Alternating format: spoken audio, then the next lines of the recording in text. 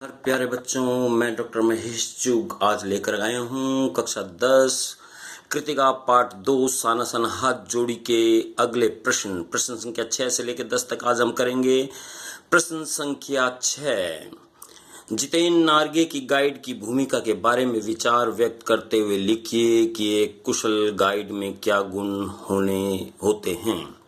उत्तर: जितेन नार्गे कुशल वाहन चालक, अपने क्षेत्र की भौगोलिक व सांस्कृतिक जानकारी रखने वाला, आगंतुकों के साथ आत्मीय संबंध बनाने वाला तथा प्रभावशाली व्यक्तित्व का कुशल व बुद्धिमान गाइड था। एक कुशल गाइड में ये सभी गुण होने चाहिए। प्रश्न संख्या 7, इस यात्रा वृत्तांत में लेखिका ने हिमालय के जिन जिन रूपों को चित्र खींचा है उन्हें अपने शब्दों में लिखिए। इस यात्रा वृत्तांत में लेखिका ने हिमालय के विभिन्न रूपों के मनोरम चित्र खींचे हैं।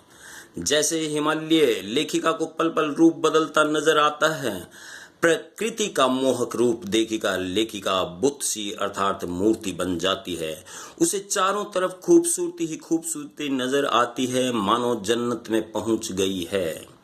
कहीं लगातार बहने वाले झरने दिखते हैं तो कहीं वेग से बहती नदियां, कहीं उठती धुंध तो कहीं घूमते आवारा बादल, चारों तरफ धीरे धीरे चलती हवा और उस मध्यम हवा में हिलोर लेते प्रियता और रोडोडेंड्रो के फूल, कहीं हरा भरा हिमालय तो कहीं बर्फ की सफेद चादर से ढका हिमालय नजर आता है। प्रश्न संख्या 8, प्रकृति के उस अनंत और विराट स्वरूप को देखकर लेखिका को कैसी अनुभूति होती है।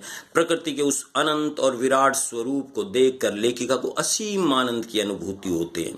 उसे लगता है कि प्रकृति उसके ज्ञान में वृद्धि करने के लिए अपने रहस्यों का उद्घाटन कर रही है। प्रकृति से एकाकार हो लेखिका को ऐसा लगता है मानो वह अभी देश और काल की सरहदों से दूर धारा बन बहने लगी है। उसके भीतर की कुटिलताएं और बुरी इच्छाएं निर्मल धाराओं में बह गई है। मन प्रकृति के बिखरे सौंदर्य से एकात्म हो भीतर बाहर की रेखा मिटा रहा है। आत्मा परमात्मा से मिलन कर रही है। वह धीरे धीरे अपूर्ण से संपूर्ण हो रही है। प्रश्न संख्या 9, प्राकृतिक सौंदर्य के अलौकिक आनंद में डूबी लेखिका को कौन कौन से दृश्य झकझोर गए।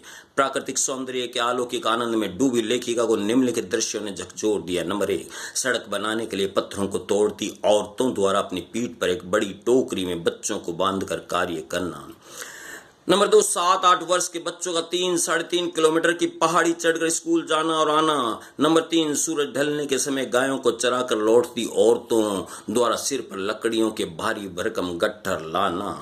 प्रश्न संख्या 10, सैलानियों को प्रकृति की अलौकिक छटा का अनुभव करवाने में किन किन लोगों का योगदान होता है, उल्लेख करें। सैलानियों को प्रकृति की अलौकिक छटा का अनुभव कराने में अनेक लोगों का योगदान होता है, जैसे ट्रैवल एजेंसी, गाइड, होटल, धर्मशालाएं, वहां के छोटे मोटे दुकानदार तथा स्थानीय निवासी आदि।